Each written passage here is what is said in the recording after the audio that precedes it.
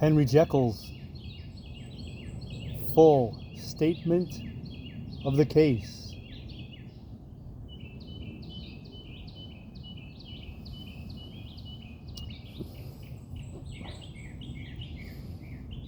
I was born in the year 18 / to a large fortune, endowed besides with excellent parts, inclined by nature to industry, fond of the respect of the wise and good among my fellow men, and thus, as might have been supposed, with every guarantee of an honorable and distinguished future.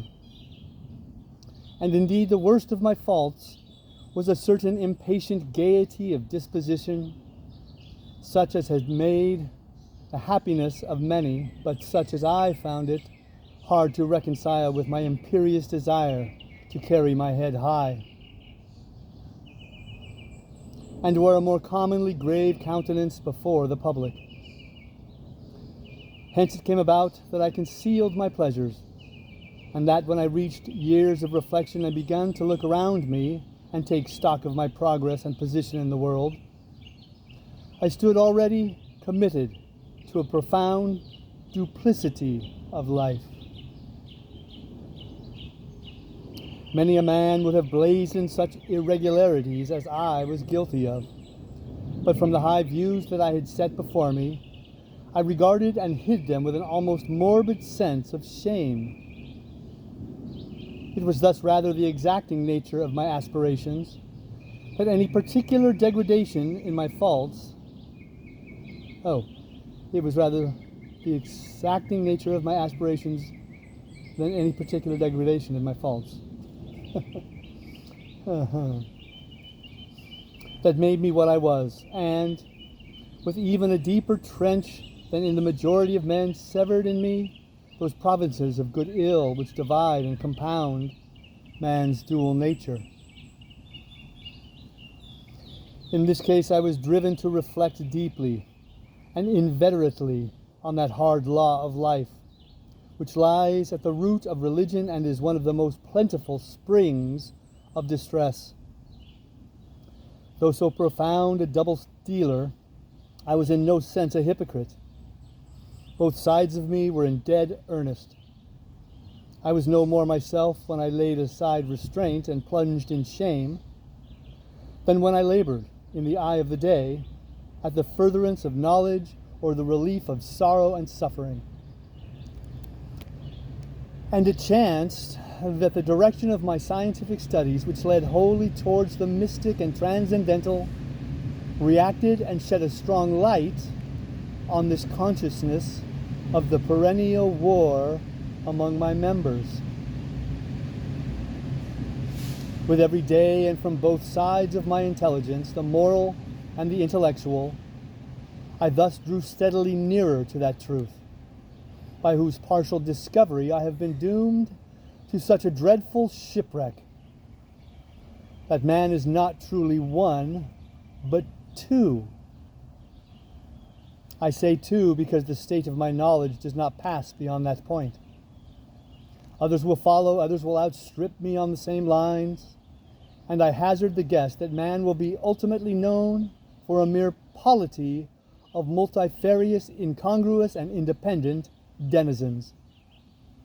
I, for my part, from the nature of my life, advanced infallibly in one direction, and in one direction only.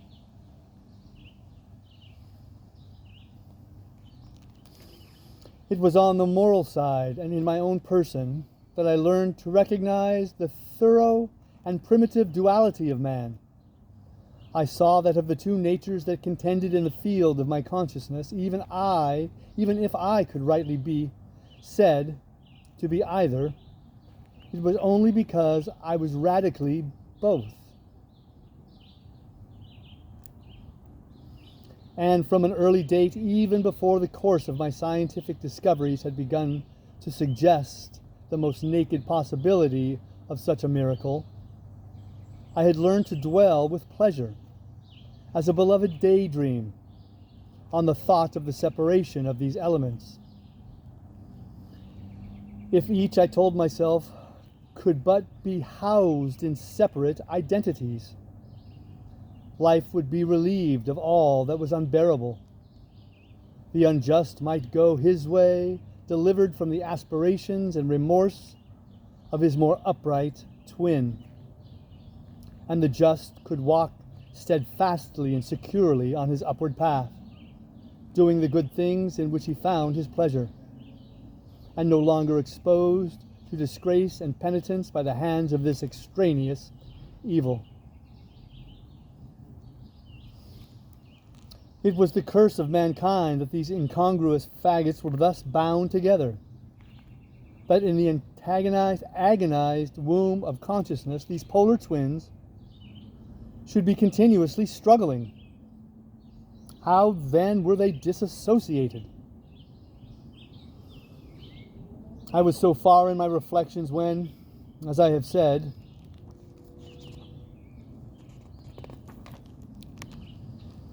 a sidelight began to shine upon the subject from the laboratory table. I began to perceive more deeply than it has ever yet been stated the trembling immateriality, the mist-like transience of this seemingly so solid body in which we walk attired. Certain agents I have found to have the power to shake and to pluck that fleshy vestment, even as a wind might toss the curtains of a pavilion. For two good reasons, I will not enter deeply into this scientific branch of my confession.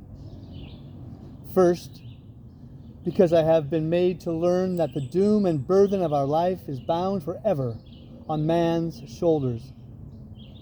And when the attempt is made to cast it off, it but returns upon us with more unfamiliar and more awful pressure. Second, because, as my narrative will make, alas, too evident, my discoveries were incomplete. Enough then that I not only recognized my natural body for the mere aura and effulgence of certain of the powers that made up my spirit, but managed to compound a drug by which these powers should be dethroned from their supremacy, and a second form and countenance substituted, nonetheless natural to me because they were the expression and bore the stamp of lower elements in my soul.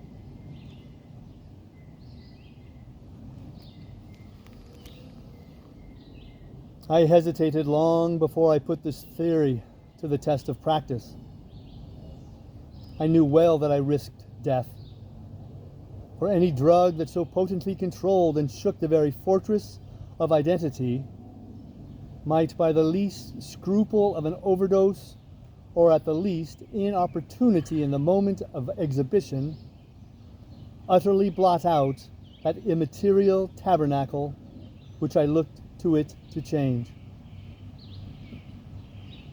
But the temptation of a discovery so singular and profound at last overcame the suggestions of alarm.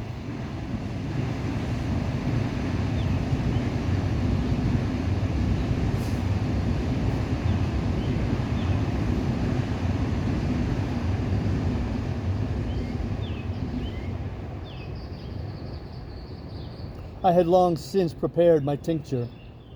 I purchased at once from a firm of wholesale chemists a large quantity of a particular salt which I knew, from my experiments, to be the last ingredient required. And late one accursed night I compounded the elements, watched them boil and smoke together in the glass, and when the ebullition had subsided, with a strong glow of courage, drank off the potion.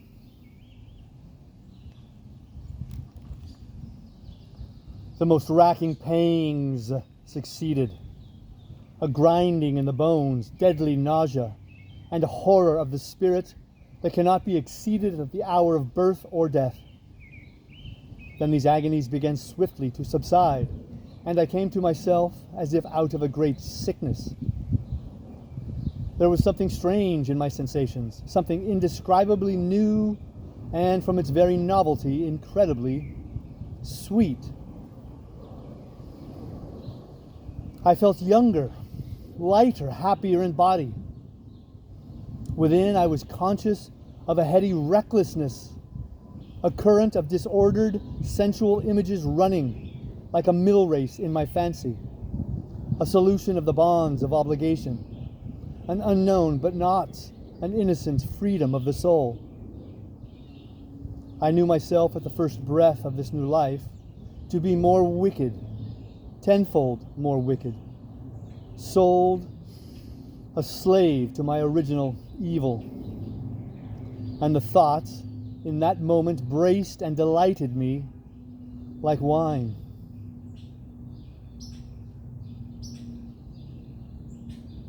I stretched out my hands, exulting in the freshness of these sensations. And in the act, I was suddenly aware that I had lost in stature. There was no mirror at that date in my room. That which stands beside me as I write was brought there later on, and for the very purpose of these transformations. The night, however, was far gone into the morning. The morning, black as it was nearly ripe for the conception of the day. The inmates of my house were locked in the most rigorous hours of slumber, and I determined, flushed as I was with hope and triumph, to venture in my new shape as far as my bedroom. I crossed the yard, wherein the constellation looked down upon me. I could have thought with wonder, first creature of that sort that their unsleeping vigilance had yet disclosed to them. I stole through the corridors, a stranger in my own house, and coming to my room, I saw for the first time the appearance of Edward Hyde.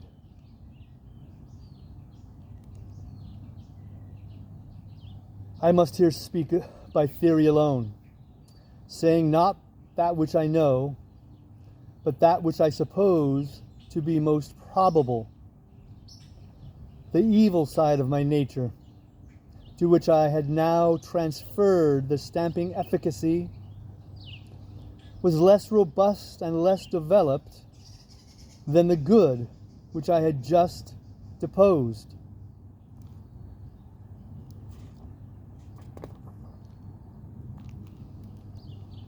Again, in the course of my life, which had been, after all, 9/10 a life of effort, virtue, and control, it had been much less exercised and much less exhausted. And hence, as I think, it came about that Edward Hyde was so much smaller, slighter, and younger than Henry Jekyll. Even as good shone upon the countenance of the one, evil was written broadly and plainly on the face of the other. Evil besides, which I must still believe to be the lethal side of man, had left on that body an imprint of deformity and decay. And yet when I looked upon that ugly idol in the glass, I was conscious of no repugnance. Rather a leap of welcome. This too was myself. It seemed natural and human. In my eyes it bore a livelier image of the spirit. It seemed more express and single than the imperfect and divided countenance I had been hitherto accustomed to call mine. And in so far I was doubtless right. I have observed that when I bore the semblance of Edward Hyde, none could come near to me at first without a visible misgiving of the flesh. This, as I take it, was because all human beings, as we meet them, are commingled out of good and evil. And Edward Hyde, alone in the ranks of mankind, was pure evil. I lingered but a moment at the mirror. The second and conclusive experiment had yet to be attempted. It yet remained to be seen if I had lost my identity beyond redemption and must flee before daylight from a house that was no longer mine. And hurrying back to my cabinet, I once more prepared and drank the cup, once more suffered the pangs of dissolution, and came to myself once more with the character, the stature, and the face of Henry Jekyll. That night I had come to the fatal crossroads. Had I approached my discovery in a more noble spirit, had I risked the experiment while under the empire of generous or pious aspirations, all must have been otherwise. And from these agonies of death and birth I had come forth an angel instead of a fiend. The drug had no discriminating action. It was neither diabolical nor divine. It but shook the doors of the prison house of my disposition. And like the captives of Philippi, that which stood within ran forth. At that time my virtue slumbered. My evil, kept awake by ambition, was alert and swift to seize the occasion. And the thing that was projected was Edward Hyde. Hence, although I had now two characters as well as two appearances, one was wholly evil, and the other was still the old Henry Jekyll, that incongruous compound of whose reformation and improvement I had already learned to despair. The movement was thus wholly toward the worse.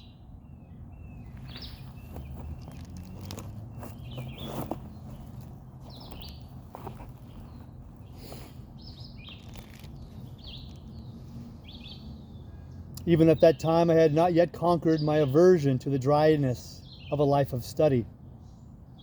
I would still be merrily disposed at times, and as my pleasures were, to say the least, undignified, and I was not only well known and highly considered, but growing towards the elderly man, this incoherency of my life was daily growing more unwelcome. It was on this side that my new power tempted me until I fell in slavery. I had but to drink the cup, to doff at once the body of the noted professor, and to assume, like a thick cloak, that of Edward Hyde.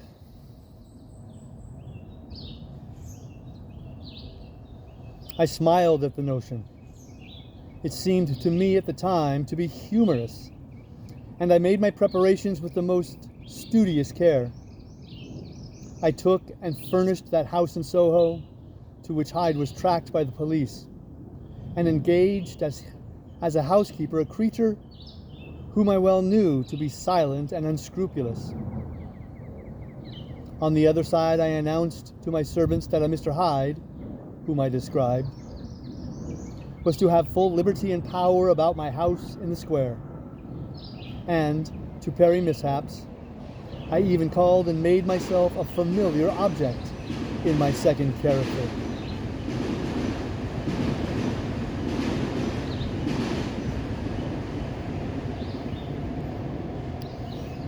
I next drew up that will to which you so much objected, so that if anything befell me in the person of Dr. Jekyll, I could enter on that of Edward Hyde without pecuniary loss. And thus fortified, as I supposed, on every side, I began to profit by the strange immunities of my position.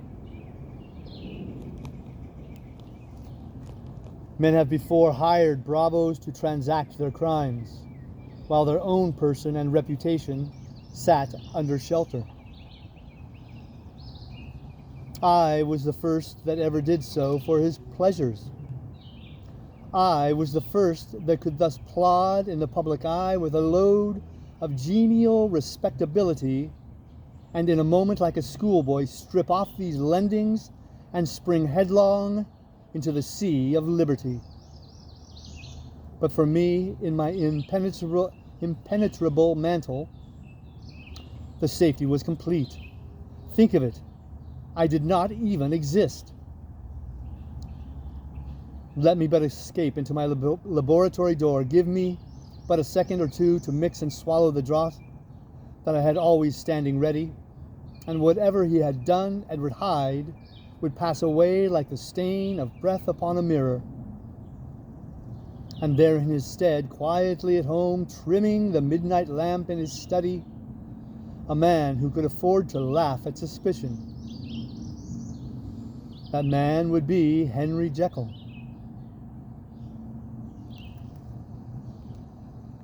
The pleasures which I made haste to seek in my disguise were, as I have said, undignified. I would scarce use a harder term. But in the hands of Edward Hyde, they soon began to turn towards the monstrous. When I would come back from these excursions, I was often plunged into a kind of wonder at my vicarious depravity. This familiar that I called out of my own soul and sent forth alone to do his good pleasure was a being inherently malign and villainous. His every act and thought centered on self, drinking pleasure with bestial avidity from any degree of torture to another. Relentless, like a man of stone. Henry Jekyll stood at times aghast before the acts of Edward Hyde. But the situation was apart from ordinary laws and insidiously relaxed the grasp of conscience. It was Hyde, after all, and Hyde alone, that was guilty. Jekyll was no worse. He woke again to his good qualities seemingly unimpaired. He would even make haste, where it was possible, to undo the evil done by Hyde, and thus his conscience slumbered. Into the details of the infamy at which I thus connived, for even now I can scarce grant that I committed it, I have no design of entering. I mean but to point out the warnings and the successive steps with which my chastisement approached. I met with one accident which it brought on no consequence. I shall no more than mention. An act of cruelty to a child aroused against me the anger of a passer-by, whom I recognized the other day in the person of your kinsman. The doctor and the child's family joined him. There were moments when I feared for my life, and at last, in order to pacify their too just resentment, Edward Hyde had to bring them to the door and pay them in a check drawn in the name of Henry Jekyll. But this danger was easily eliminated from the future by opening an account at another bank in the name of Edward Hyde himself. And when by sloping my own hand backward I had supplied my double with a signature, I thought I sat beyond the reach of fate.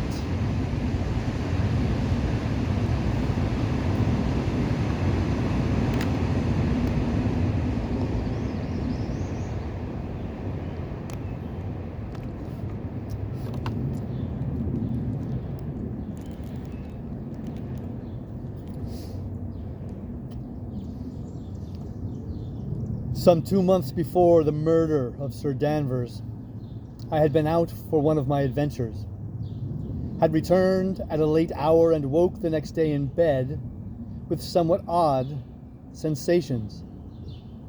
It was in vain I looked about me. In vain I saw the decent furniture and tall proportions of my room in the square. In vain that I recognized the pattern of the bed curtains and the design of the mahogany frame. Something still kept insisting that I was not where I was, that I had not wakened where I seemed to be. but in the little room in Soho where I was accustomed to sleep in the body of Edward Hyde. I smiled to myself and in my psychological way began lazily to inquire into the elements of this illusion, occasionally even as I did so dropping back into a comfortable morning doze. I was still so engaged when, in one of my more wakeful moments, my eye fell upon my hand.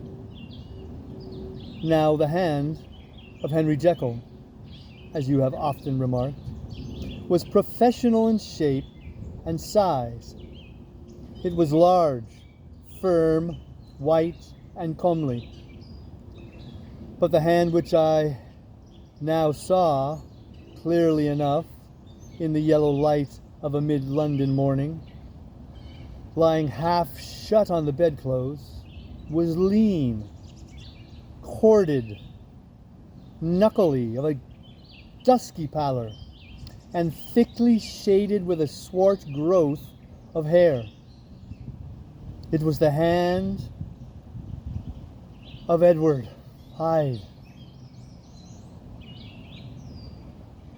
I must have stared upon it for nearly half a minute, sunk as I was in the mere stupidity of wonder,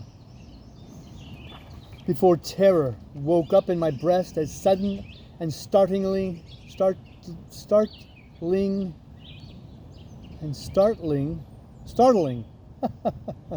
as the crash of cymbals, and bounding from my bed I rushed to the mirror. At the sight that met my eyes, my blood was changed into something exquisitely thin and icy. Yes, I had gone to bed Henry Jekyll. I had awakened Edward Hyde. How was this to be explained? I asked myself, and then, with another bound of terror, how was it to be remedied? It was well on in the morning, the servants were up, all my drugs were in the cabinet. A long journey down 2 pairs of stairs, through the back passage, across the open court, and through the anatomical theater, from where I was then standing, horror-struck. It might indeed be possible to cover my face, but of what use was that when I was unable to conceal the alteration in my stature? And then, with an overpowering sweetness of relief, it came back upon my mind that the servants were already used to the coming and going of my second self. I had soon dressed, as well as I was able, in clothes of my own size, had soon passed through the house where Bradshaw stared and drew back at seeing Mr. Hyde at such an hour and in such a strange array. And 10 minutes later, Dr. Jekyll had returned to his own shape and was sitting down with a darkened brow to make a feint of breakfasting. Small indeed was my appetite. The inexplicable incident, this reversal of my previous experience, seemed, like the Babylonian finger on the wall, to be spelling out the letters of my judgment. And I began to reflect more seriously than ever before on the issues and possibilities of my double existence. That part of me which I had the power of projecting had lately been much exercised and nourished. It had seemed to me of late as though the body of Edward Hyde had grown in stature, as though, when I wore that form, I were conscious of a more generous tide of blood, and I began to spy a danger that, if this were much prolonged, the balance of my nature might be permanently overthrown, the power of voluntary change be forfeited, and the character of Edward Hyde become irrevocably mine. The power of the drug had not always been equally displayed. Once, very early in my career, it had totally failed me. Since then, I had been obliged on more than one occasion to double, and once with infinite risk of death to treble the amount. And these rare uncertainties had cast hitherto the sole shadow on my contentment. Now, however, and in the light of that morning's accident, I was led to remark that whereas in the beginning the difficulty had been to throw off the body of Dr. Jekyll, it had of late gradually but decidedly transferred itself to the other side. All things therefore seemed to point to this, that I was slowly losing hold of my original and better self, and becoming slowly incorporated with my second and worse.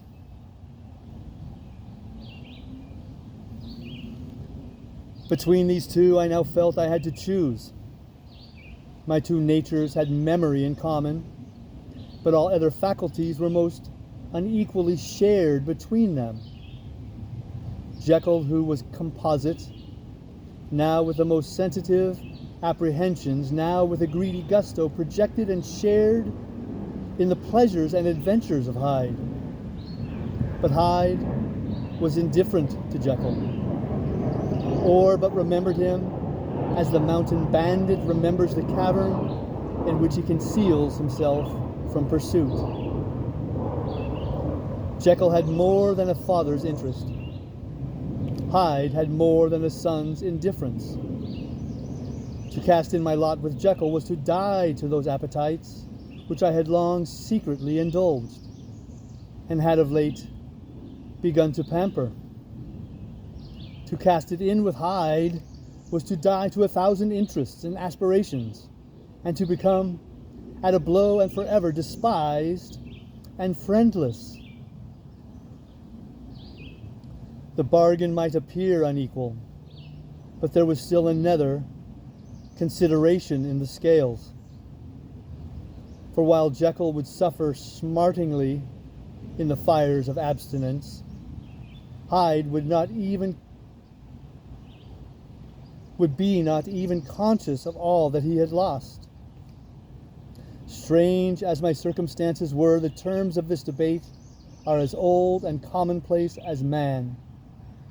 Much the same inducements and alarms cast the die for any tempted and trembling sinner. And it fell out with me, as it falls with so vast a majority of my fellows, that I chose the better part, and was found wanting in the strength to keep to it.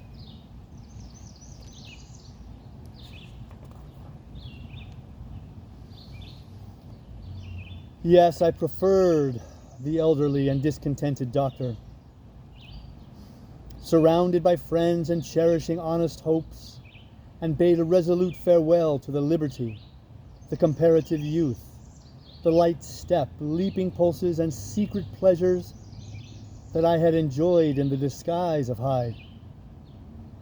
I made this choice perhaps with some unconscious reservation, for I neither gave up the house in Soho nor destroyed the clothes of Edward Hyde, which still lay ready in my cabinet. For 2 months, however, I was true to my determination. For 2 months I led a life of such severity as I had never before attained to, and enjoyed the compensations of an approving conscience. But time began at last to obliterate the freshness of my alarm. The praises of conscience began to grow into a thing, of course. I began to be tortured with throes and longings as of Hyde struggling after freedom. And at last, in an hour of moral weakness, I once again compounded and swallowed the transforming draught. I do not suppose that when a drunkard reasons with himself upon his vice, he is once out of 500 times affected by the dangers that he runs through his brutish physical insensibility. Neither had I, long as I had considered my position, made enough allowance for the complete moral insensibility and insensate readiness to evil, which were the leading characters of Edward Hyde. Yet it was by these that I was punished. My devil had been caged, long caged, but he came out roaring. I was conscious, even when I took the draught, of a more unbridled, a more furious propensity to ill. It must have been this, I suppose, that stirred in my soul that tempest of impatience with which I listened to the civilities of my unhappy victim. I declare, at least before God, no man morally sane could have been guilty of that crime upon so pitiful a provocation, and that I struck in no more reasonable spirit than that in which a sick child may break a plaything. But I had voluntarily stripped myself of all those balancing instincts by which even the worst of us continues to walk with some degree of steadiness among temptations. And in my case, to be tempted, however slightly, was to fall. Instantly, the spirit of hell awoke in me enraged. With a transport of glee, I mauled the unresisting body, tasting delight from every blow, and it was not till weariness had begun to succeed that I was suddenly in the top fit of my delirium, struck through the heart by a cold thrill of terror. A mist dispersed. I saw my life to be forfeit and fled from the scene of these excesses, at once glorying and trembling, my lust of evil gratified and stimulated, my love of life screwed to the topmost peg. I ran to the house in Soho and, to make assurance doubly sure, destroyed my papers. Thence I set out through the lamplit streets, in the same divided ecstasy of mind, gloating on my crime, light-headedly devising others in the future, and yet still hastening and still hearkening in my wake for the steps of the avenger. Hyde had a song upon his lips as he compounded the draught, and as he drank it, pledged the dead man. The pangs of transformation had not done tearing him. Before Dr. Jekyll, with streaming tears of gratitude and remorse, had fallen upon his knees and lifted his clasped hands to God, the veil of self-indulgence was rent from head to foot. I saw my life as a whole. I followed it up from the days of childhood, when I had walked with my father's hand, and through the self-denying toils of my professional life, to arrive again and again, with the same sense of unreality, at the damned horrors of the evening.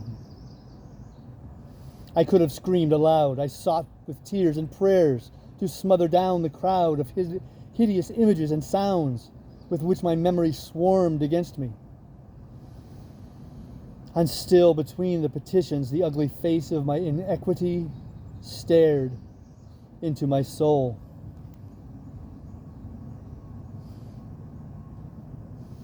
As the acuteness of the remorse began to die away, it was succeeded by a sense of joy. The problem of my conduct was solved. Hyde was thenceforth impossible. Whether I would or not, I was now confined to the better part of my existence. And oh, how I rejoiced to think it. With what willing humility I embraced anew the restrictions of natural life. With what sincere renunciation I locked the door by which I had so often gone and come, and ground the key under my heel. The next day came the news that the murder had been overlooked, that the guilt of Hyde was patent to the world, and that the victim was a man high in public estimation. It was not only a crime, it had been a tragic folly. I think I was glad to know it. I think I was glad to have the better impulses thus buttressed and guarded by the terrors of the scaffold. Jekyll was now my city of refuge. Let by Hyde peep out an instant, and the hands of all men would be raised to take and slay him.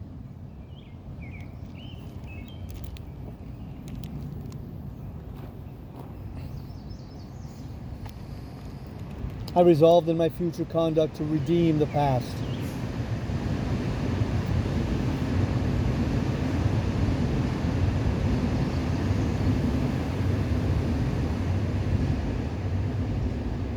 And I can say with honesty that my resolve was fruitful of some good. You know yourself how earnestly in the last month of the last year I labored to relieve suffering. You know that much was done for others, and that the days passed quietly, almost happily for myself. Nor can I truly say that I wearied of this beneficent and innocent life. I think instead that I daily enjoyed it more completely. But I was still cursed with my duality of purpose. And as the first edge of my penitence wore off, the lower side of me, so long indulged, so recently chained down, began to growl for license. Not that I dreamed of resuscitating Hyde. The bare idea of that would startle me to frenzy. No, it was in my own person that I was once more tempted to trifle with my conscience. And it was as an ordinary secret sinner that I at last fell before the assaults of temptation. There comes to an end to all things. The most capacious measure is filled at last. And this brief condensation to evil finally destroyed the balance of my soul. And yet I was not alarmed. The fall seemed natural, like a return to the old days before I had made my discovery. It was a fine, clear January day, wet underfoot where the frost had melted, but cloudless overhead. And the Regent's Park was full of winter chirrupings and sweet with spring odors.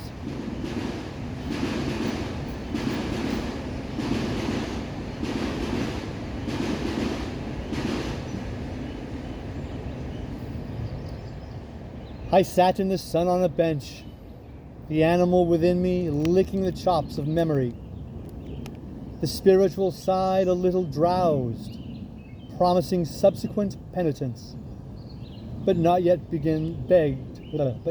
moved to begin. After all, I reflected, I was like my neighbors. And then I smiled, comparing myself with other men, comparing my active goodwill with the lazy cruelty of their neglect. And at that very moment of that vainglorious thought, a qualm came over me, a horrid nausea, and the most deadly shuddering. These passed away and left me faint. And then, as in its turn the faintness subsided, I began to be aware of a change in the temper of my thoughts, a greater boldness, a contempt of danger, a solution of the bonds of obligation. I looked down, my clothes hung formlessly on my shrunken limbs. The hand that lay on my knee was corded and hairy. I was once more Edward Hyde. A moment before, I had been safe of all men's respect, wealthy, beloved. the cloth laying for me in the dining room at home, and now I was the common quarry of mankind, hunted, houseless, a known murderer, thrall to the gallows. My reason wavered, but it did not fail me utterly. I have more than once observed that in my second character my faculties seemed sharpened to a point, and my spirits more tensely elastic. Thus it came about that where Jekyll perhaps might have succumbed, Hyde rose to the importance of the moment. My drugs were in one of the presses of my cabinet. How was I to reach them? That was the problem that, crushing my temples in my hands, I set myself to solve. The laboratory door I had closed. If I sought to enter by the house, my own servants would consign me to the gallows. I saw I must employ another hand, and thought of Lanyon. How was he to be reached? How persuaded? Supposing that I escaped capture in the streets, how was I to make my way into his presence? And how should I, an unknown and displeasing visitor, prevail on the famous physician to rifle the study of his colleague, Dr. Jekyll? Then I remembered that of my original character. One part remained to me. I could write my own hand. And once I had conceived that kindling spark, the way that I must follow became lighted up from end to end. Thereupon I arranged my clothes as best I could, and summoning a passing hansom, drove to a hotel in Portland Street, the name of which I chanced to remember. At my appearance, which was indeed comical enough, however tragic a fate these garments covered, the driver could not conceal his mirth. I gnashed my teeth upon him with a gust of devilish fury, and the smile withered from his face, happily for him. Yet more happily for myself, for in another instant I had certainly dragged him from his perch. At the inn, as I entered, I looked about me with so black a countenance as made the attendants tremble. Not a look did they exchange in my presence, but obsequiously took my orders, led me to a private room, and brought me wherewithal to write. Hyde, in danger of his life, was a creature new to me, shaken with inordinate anger, strung to the pitch of murder, lusting to inflict pain. Yet the creature was astute, mastered his fury with a great effort of the will, composed his two important letters, one to Lanyon and one to Poole, and that he might receive actual evidence of their being posted, sent them out with directions that they should be registered. Thenceforward he sat all day over the fire in the private room, gnawing his nails. There he dined, sitting alone with his fears, the waiter visibly quailing before his eye, and then, when the night was fully come, he set forth in the corner of a closed cab, and was driven to and fro about the streets of the city. He, I say, I cannot say, I. That child of hell had nothing human. Nothing lived in him but fear and hatred, and when at last, thinking the driver had begun to grow suspicious, he discharged the cab and ventured on foot, attired in his misfitting clothes, an object marked out for observation in the midst of the nocturnal passengers. These two base passions raged within him like a tempest. He walked fast, hunted by his fears, chattering to himself, skulking through the less frequented thoroughfares, counting the minutes that still divided him from midnight. Once a woman spoke to him, offering, I think, a box of lights.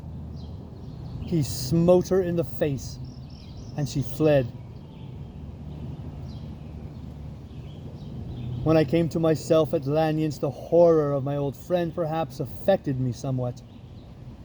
I do not know. It was at least but a drop in the sea to the abhorrence with which I looked back upon these hours. A change had come over me. I was no longer the fear of the gallows. It was the horror of being Hyde that ransacked me, that racked me. I received Lanyon's condemnation partly in a dream. It was partly in a dream that I came home to my own house and got into bed. I slept after the prostration of the day with a stringent and profound slumber which not even the nightmares that wrung me could avail to break. I awoke in the morning shaken, weakened, but refreshed. I still hated and feared the thought of the brute that slept within me. And I had not, of course, forgotten the appalling dangers of the day before. But I was once more at home, in my own house and close to my drugs, and gratitude for my escape shone so strong in my soul that it almost rivaled the brightness of hope. I was stepping leisurely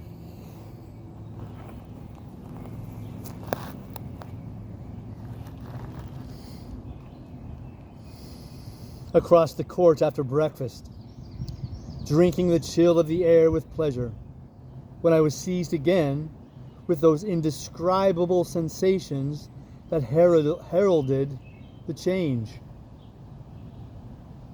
And I had but the time to gain the shelter of my cabinet before I was once again raging and freezing with the passions of Hyde. It took on this occasion a double dose to recall me to myself. And alas, 6 hours after, as I sat looking sadly in the fire, the pangs returned, and the drug had to be re-administered. In short, from that day forth, it seemed only by a great effort, as of gymnastics, and only under the immediate stimulation of the drug, that I was able to wear the countenance of Jekyll.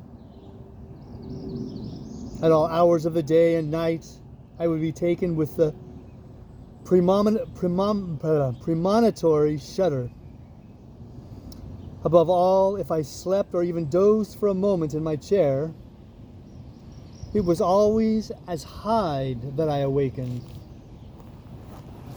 under the strain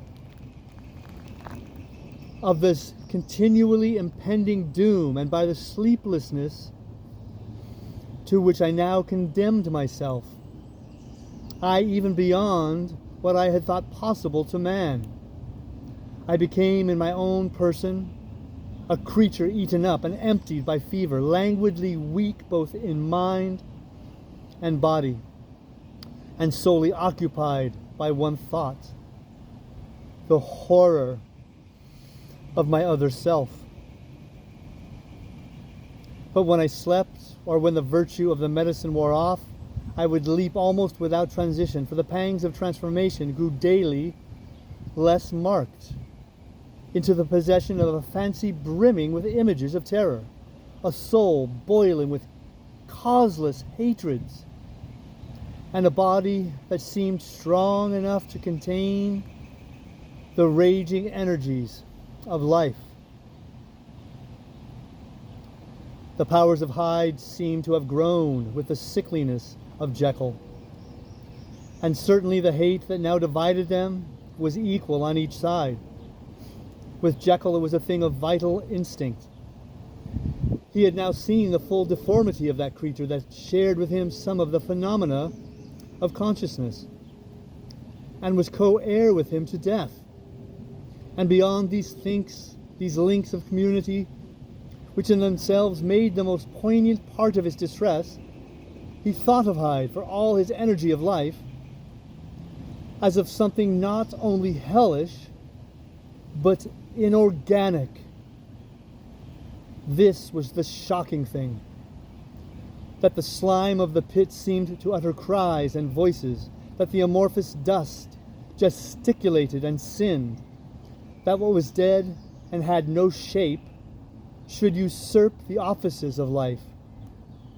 And this again, that insurgent horror was knit to him closer than a wife, closer than an eye, lay caged in his flesh, where he heard it mutter and felt it struggle to be born, and at every hour of weakness and in the confidence of slumber prevailed against him and opposed him out of life. The hatred of Hyde for Jekyll was a different order. His terror of the gallows drove him continually to commit temporary suicide, and returned to his subordinate station of a part instead of a person. But he loathed the necessity. He loathed the despondency into which Jekyll was now fallen, and he resented the dislike with which he himself was regarded. Hence the ape-like tricks that he would play me, scrawling in my own hand blasphemies on the pages of my books, burning the letters and destroying the portrait of my father. And indeed, had it not been for his fear of death, he would long ago have ruined himself in order to involve me in the ruin. But his love of life is wonderful. I go further. I, who sicken and freeze at the mere thought of him, when I recall the abjection and passion of this attachment, and when I know how he fears my power to cut him off by suicide, I find it in my heart to pity him. It is useless.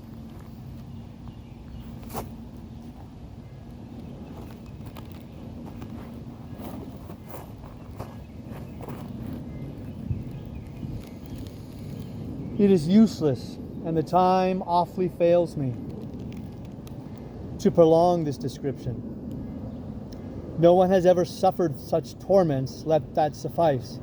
And yet even as these habits brought, no, not alleviation, but a certain callousness of soul, a certain acquiescence of despair, and my punishment might have gone on for years, but for the last calamity which has now fallen, and which has finally severed me from my own face and nature, my provision of the salt, which had never been renewed since the date of the first experiment, began to run low. I sent out for a fresh supply, and mixed the draught. The ebullition followed, and the first change of color, not the second. I drank it, and it was without efficiency. You will learn from Poole how I have had London ransacked. It was in vain, and I am now persuaded that my first supply was impure, and that it was that known impurity which lent efficacy to the draught. About a week had passed, and I am now finishing this statement under the influence of the last of the old powders. This then is the last time, short of a miracle, that Henry Jekyll can think his own thoughts, or see his own face, now how sadly altered, in the glass. Nor must I delay too long to bring my writing to an end. For if my narrative has hitherto escaped destruction, it has been by a combination of great prudence and great good luck. should the throes of change take me in the act of writing it, Hyde will tear it in pieces. But if some time shall have elapsed after I have laid it by, his wonderful selfishness and circumscription to the moment will probably save it once again from the action of his ape-like spite. And indeed, the doom that is closing on us both has already changed and crushed him. Half an hour from now, when I shall again and forever re-endue that hated personality, I know how I shall sit, shuddering and weeping in my chair, or continue with the most strained and fear-struck ecstasy of listening to pace up and down this room, my last earthly refuge, and give ear to every sound of menace. Will Hyde die upon the scaffold, or will he find the courage to release himself at the last moment? God knows. I am careless. This is my true hour of death, and what is to follow concerns another than myself. Here then, as I lay down the pen and proceed to seal up my confession, I bring the life of that unhappy Henry Jekyll to the end.